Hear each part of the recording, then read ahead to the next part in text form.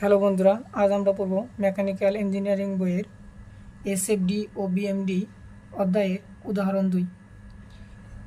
উদাহরণ 2 বলা রয়েছে, নিচের বিমটির জন্য শিয়ার ফোর্স ও বেন্ডিং মোমেন্ট ডায়াগ্রাম অঙ্কন করো।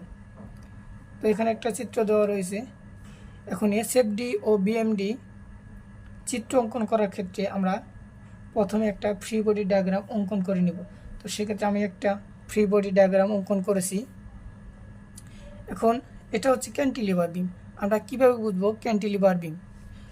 তো এইখানে লক্ষ্য করি, এখানে একটা দেওয়াল রয়েছে, এই যে পাড়া দেওয়া রয়েছে, এই পাড়ায় আমাদের দেওয়াল নির্দেশ করে। তো এটা দেওয়াল, আর দেওয়ালের সাথে একটা বিম রয়েছে। এখানে 300 নিউটন বল নিচ দিকে ক্রিয়া করছে, তাহলে এই বিমটি ভেঙে যাওয়ার চেষ্টা করবে বা নিচ দিকে হেলে যাওয়ার চেষ্টা করবে। ফলে এইখানে একটা মোমেন্টের সৃষ্টি হয়েছে। তো সেক্ষেত্রে আমরা একটা মোমেন্ট দিয়ে নিলাম, মোমেন্ট এম। এখন মোমেন্ট আমি এদিকে কী জন্য দিলাম, এটা প্রশ্ন থাকতে পারে।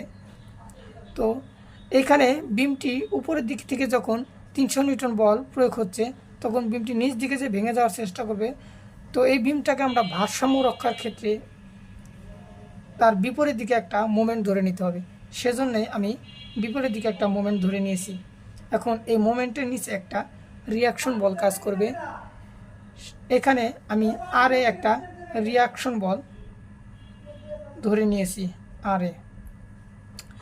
এখন আমরা এম ও আর এর মান নির্ণয় করব।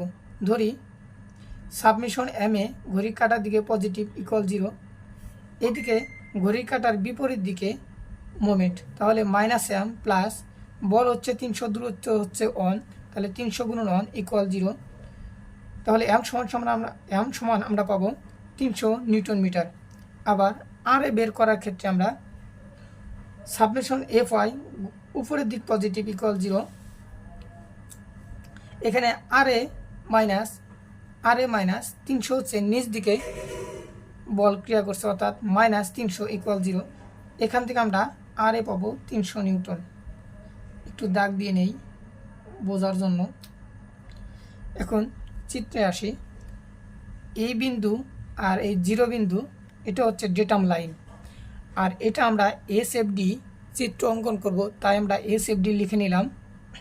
এখন এই বিন্দু 0 বিন্দু, এখন এইখানে আমরা আর এর মান পেয়েছি কত? আর এর মান পেয়েছি 300 নিউটন। তাহলে 300 নিউটন, এখানে আর এ উপরের দিকে যাচ্ছে, তাহলে 300 নিউটন উপরের দিকে নিলাম। তারপর এই বিন্দু থেকে এই বিন্দু পর্যন্ত কোনো বল নেই, সেই জন্য আমরা সোজা স্ট্রেট লাইন টানলাম।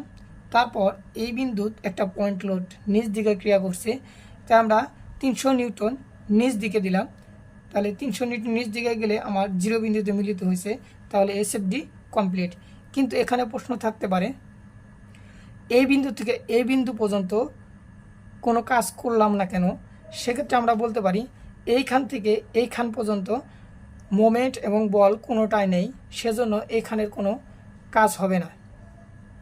তো আমরা এই চিত্রটাকে সৌন্দর্য বৃদ্ধি করার ক্ষেত্রে বা সহজে বোঝার ক্ষেত্রে আমরা একটু ডিজাইন করে নিয়েছি।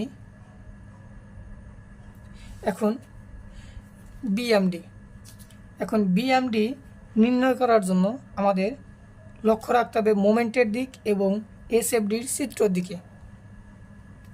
এখানে 0 আর এই 0, এটা হচ্ছে ডেটাম লাইন। এখন মোমেন্ট, আমাদের মোমেন্ট কত? মোমেন্টের মান পেয়েছি 300।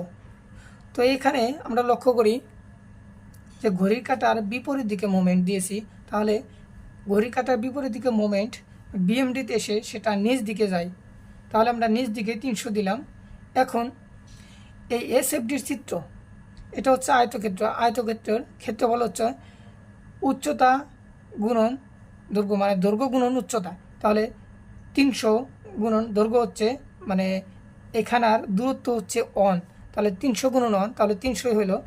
সেক্ষেত্রে আমরা এখন নিচ দিকে গেছি 300, এখন এটা হচ্ছে পজিটিভ প্রান্ত, মানে উপর দিকে যাব আমি 300, তাহলে 300 - 300, সেক্ষেত্রে আমরা 0 হয়েছে। তো আমরা 0 বিন্দুতে এই চিত্রটা এইখান থেকে এই বরাবর 0 বিন্দুতে মিলে দিয়েছি। সৌন্দর্য বৃদ্ধি করার ক্ষেত্রে আমরা একটু ডিজাইন করে নিয়েছি। তাহলে আমার চিত্রটা কমপ্লিট।